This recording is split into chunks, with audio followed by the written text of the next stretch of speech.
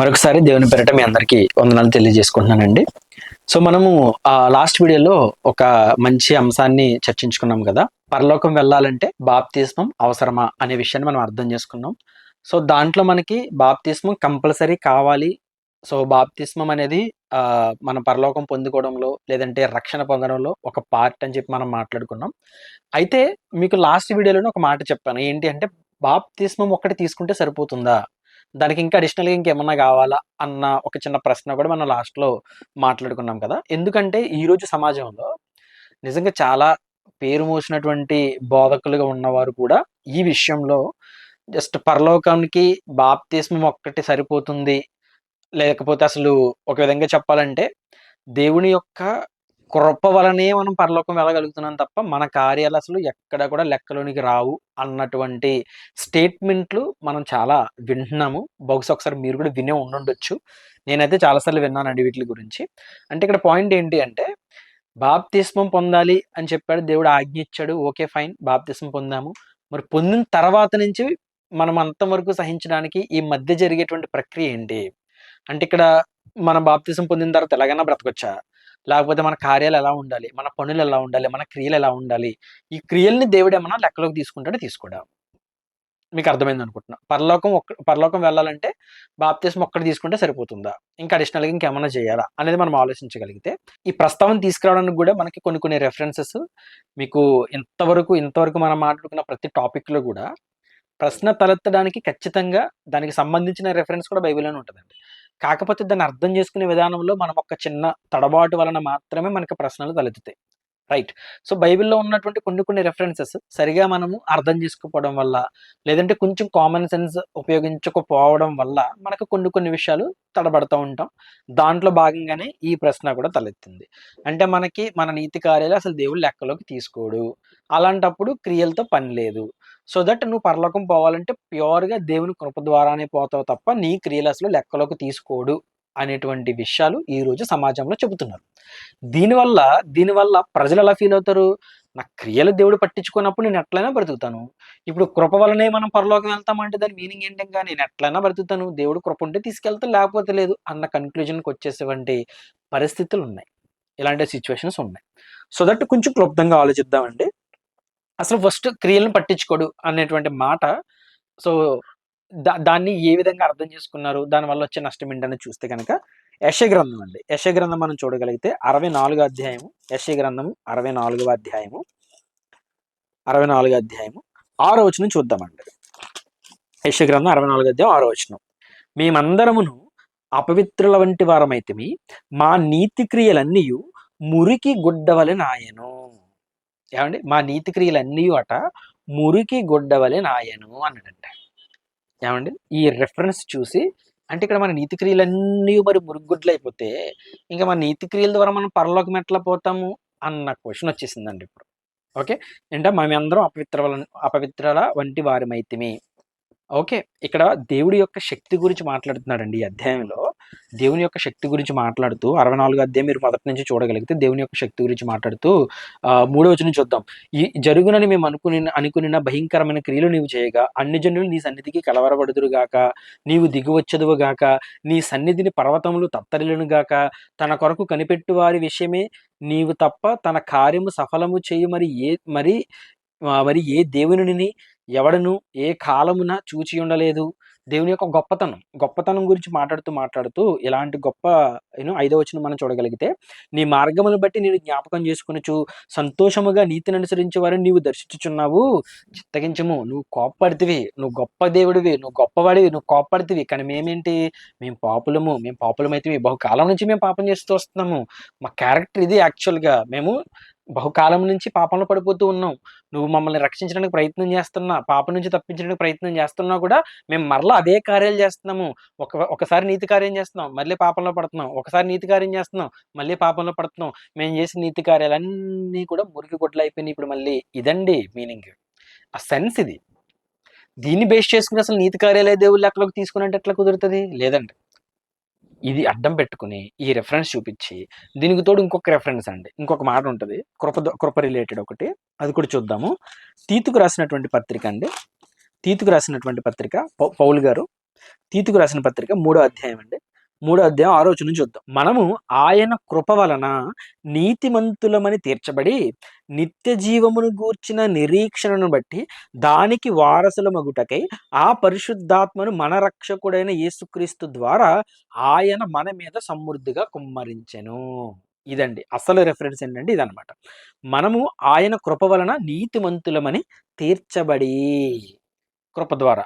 Yes, దేవుని యొక్క కృప వలననే మనం బ్రతుకున్నామండి. అగ్రి, ఖచ్చితంగా అందరూ ఒప్పుకోవాల్సిందే. ఎందుకు? పాత నిబంధన కాలం నుంచి పాపం గురించి హెచ్చరిస్తూ చెయ్యొద్దు చెయ్యొద్దు అని చెప్పి ప్రతి విధంగా అన్ని విధాలా మనల్ని కాపాడడానికి ప్రయత్నం చేసినటువంటి దేవుడికి మనము నిజంగానే మరలా పాపాన్నే రుచి చూపిస్తున్నాం. మళ్ళీ పాపమే చేసి అతన్ని బాధపెట్టడానికి ఇది చేస్తున్నాం తప్ప ఎక్కడ కూడా మార్పు చెంది ఆయన్ని సంతోషపెట్టేటువంటి పనులు మనం ఎక్కడ కూడా పాలిభాగస్థలం కాలేదు. మరి అలాంటప్పుడు ఒరే బాబు, మీరెంత పాపంలో పడిపోతున్నారు, ఇది కాదు ప్రాసెస్, ఇది కాదు, మిమ్మల్ని రక్షించుకుంటాను నేను, నా సొంత కుమారుణ్ణి మీకోసం భూమి మీదకి పంపిస్తాను, ఆయన్ని మీ కళ్ళ ముందే ఆయన రక్తాన్ని కార్చి ఆ రక్తం ద్వారానే మిమ్మల్ని శుద్ధి చేస్తాను అని చెప్పి ఆ సంకల్పాన్ని ఈరోజు భూమి మీదకి పంపించి మన కోసం ఆయన్ని ఈ భూమి మీద శిలువలో మరణింపజేసినటువంటి దేవుడు నిజంగా నిజంగా ఆ కృపే కదండి అది. నిజంగా మనం ఏం చేయకుండానే, మనం ఏం అడగకుండానే, కృప అంటే ఏంటండి? ఉచితంగా ఇచ్చేది. కృప అంటే ఏంటి? ఉచితంగా ఇచ్చేది. రైట్? అడగకుండా ఉచితంగా ఇచ్చేటువంటి దానినే మనం కృప అంటాం. ఇక్కడ ఎక్కడ కూడా మనల్ని రక్షించు, నన్ను రక్షించు, నేను పాపంలో పడి ఉన్నాను మనం ఎక్కడ అడగం. దేవుడే బాబురే, మీరు మీరు బ్రతుకుతున్న విధానం కరెక్ట్ కాదు, మీరు ఎట్లా బ్రతకాలి, మీరు నా యొద్దకు రావాలి, పరలోకం పొందుకోవాలంటే మీరు చేయాల్సిన పనులు ఇవి అని చెప్పేసేసి నిజంగా తన సొంత కుమారుణ్ణి మన కోసం బలిచ్చేనంత ప్రేమండి అయింది. అదే అదే ఆ కృప. అడగకుండా ఇచ్చినటువంటి ఆ కృప వలననే మనం బ్రతుకుతున్నాం నిజంగానే. మనం ప్రీవియస్గా మాట్లాడుకున్న దాంట్లో ఏవైతే స్టెప్స్ ఉన్నాయో, ఒప్పుకుంటే రక్షించబడతాం, ప్రార్థన చేస్తే రక్షించబడతాం, అంతం వరకు సహిస్తే రక్షించబడతాం, బాప్తిజం పొందితే రక్షించబడతాం. ఈ 4 స్టెప్స్ ఏవైతే ఉన్నాయో, ఇన్ ద సేమ్ వే ఈ రక్షణ విషయంలో కూడా కృప అనేది ఒక స్టెప్ అండి. అదే మొదటిది అంటే నిజంగా కృప ద్వారానే రక్షించబడుతున్నాం అంటే దాని మీనింగ్ నీ క్రియ అవసరం లేదంటే కాదు. మళ్ళీ బాప్తిస్వం ద్వారానే రక్షించబడుతున్నావు అంటే దాని మీనింగ్ నువ్వు అసలు ఏ కార్యం చెయ్యొద్దు, అంతం వరకు సహించొద్దని కాదు. బాప్తిస్ము కావాలి, అంతం వరకు సహించాలి, ప్రార్థన చేయాలి, నీ నోటితోనే ఒప్పుకోవాలి, అన్నీ కావాలి. అన్నీ important, 4 important. In the same way దేవుని కృప, ఆ కృప వలనే నువ్వు రక్షించబడుతున్నావు, first point. At the same time ఆ కృపను పొందుకున్న నీవు తర్వాత ఏం చేస్తున్నావు, అది ఇంపార్టెంట్. కృప ద్వారా నీకు ఇచ్చింది మొదటి స్టెప్. కృప ద్వారా నువ్వు రక్షించబడతావు అన్నది మొదటి స్టెప్. మరి తర్వాత ఏం చేస్తున్నావు అనేది నీ చేతుల మీదగానే ఉంది. ఇప్పుడు ఏంటంటే సింపుల్ అండి. ఇప్పుడు పిల్లలు ఆటలు ఆడేసుకుని మొత్తం బట్టలంతా మురికి చేసేసుకుని వాళ్ళ ఇష్టం వచ్చినట్టు ఉంటున్నారండి. ఇప్పుడు మనం వాళ్ళని ఏం చేస్తామంటే నీట్గా తీసుకొచ్చి క్లీన్గా వాళ్ళని స్నానం చేయించి మంచి బట్టలు వేసి పౌడర్ రాసి బయటికి పంపిస్తాం. ఇప్పుడు వాడికి ఏం అర్థం కావాలి? అరే ఇప్పుడే నేను మట్టిలో ఆడుకుని వచ్చాను, మా అమ్మ ఇప్పుడే క్లీన్ చేసింది, నేను మళ్ళీ మట్టిలోకి వెళ్తే మా అమ్మ కొట్టిద్దేమో అన్నది వాడికి వెలగాలి. అర్థం కావాల్సిన సిచ్యువేషన్ అది.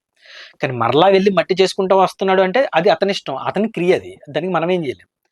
బట్ ఫస్ట్ ఏంటి, ఉచితంగా నిన్నేమనకుండా క్లీన్ చేసింది, నిన్నేమనకుండా స్నానం చేయించింది, నిన్నేమనకుండా మంచి బట్టలు వేసింది. నువ్వు మరలా వెళ్ళి మురికి చేసుకుంటానంటే దానిని బట్టే నెక్స్ట్ ఏం చేయాలన్నది ఉంటుంది. ఆబ్వియస్గా సెకండ్ టైం నువ్వు అదే చేస్తే ఏం చేస్తుంది? కొడతది అమ్మ, ఆబ్వియస్గా కొట్టుద్ది. మొదటిసారి నేనేమనకపోవచ్చు, కానీ రెండోసారి ఖచ్చితంగా కొడుతుంది. అవునా? ఆ క్రియ ఇంపార్టెంట్. శుద్ధి చేసిన తర్వాత నువ్వేం చేస్తున్నావు అన్నది చాలా important. In the same way ఉచితమైన కృప ద్వారా నిన్ను రక్షించాడు దేవుడు. మరి రక్షించిన దేవుడు నీ యొక్క క్రియలు చూడకుండా నిన్ను పరలోకం ఎట్ట తీసుకెళ్తాడు? అస్సలు తీసుకెళ్ళడు. అందరూ అర్థం చేసుకోవాలి దీన్ని. ఒక మాట చూద్దామండి. కొరింథీయులకు రాసినటువంటి రెండవ పత్రిక పౌలు గారు కొరింథీ సంఘానికి పత్రిక రాస్తూ ఏం మాట్లాడుతున్నారో ఒకసారి చూద్దాం. 5వ అధ్యాయం అండి, 10వ వచనం చూడగలిగితే, ఎందుకనగా 5వ అధ్యాయం 10వ వచనం, ఎందుకనగా తాను జరిగించిన క్రియలు చొప్పున అవి మంచివైనను సరే చెడ్డవైనను సరే దేహముతో జరిగించిన వాటి ఫలమును ప్రతివాడు పొందునట్లు మనందరమును క్రీస్తు న్యాయ పీఠము ఎదుట ప్రత్యక్షము కావలేను. క్రీస్తు న్యాయం పీఠం ఎదుట ఎందుకు ప్రత్యక్షం అవుతాం మనము? అక్కడే ఎందుకు న్యాయపీఠం? ఎందుకు? న్యాయము ఎప్పుడు జరుగుతుంది? ఎండ్ దినన్న కోర్టులో న్యాయం జరుగుతుంది. కోర్టు అంటే ఇంకా ఫైనల్, ఇంకది కోర్ట్ అంటే ఇంకా ఫైనల్ స్టేజ్.